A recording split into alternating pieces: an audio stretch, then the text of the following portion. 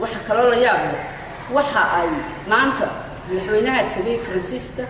waxa uu yiri waxa aan dekadii arrimo ay leedahay dekadii baan Faransiiska maxay tahay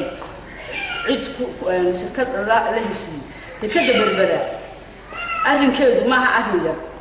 waxa weeyaan waa meesha kaliya qaranku ishii kaliya haydu lahaa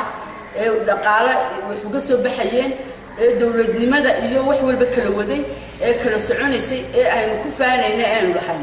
wax dooni guudkeed lagaga wada hadlo oo kolba shirkad yar caanelaya iyo meel lagu meelaysto maaha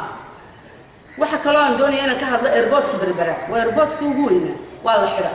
shaqaale ma joogo uu baabaasan yahay haddii aad dhex tagto wax allaaliya wax ka soconaya ma jirto waana loogu talagalay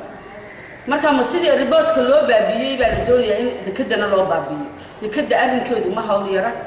dekada ma aha arrin inta la isku ordo la yiraaho anaga wadanka u talino oo anaga wax walba saxiixayna waxay noqonaysaa taasi in la degdegayo oo la boobayo wadanka oo talada la boobayo oo wax walba sidii la doono loo dhigayo oo muddo yar ay u harsan tahay dawladdan oo ay ratadeedu sii gaaban tahay sida awadeedna ay u galiyaan kontraado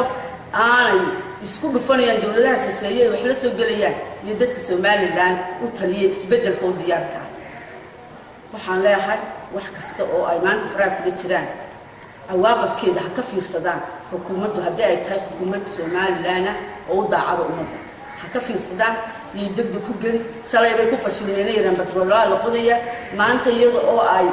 waxa la riixay research la sameeyay iyo waxa ummaddu ay ka raalito la sameeyay iyagoon arrimo bulshada waxay bulshadu doonaysa aan la socon ayaa maalinba meel la isu daba yaacayaayo qandaraasyo la doonay dekada cid lagu wareejinaya airport baan ka la oranaya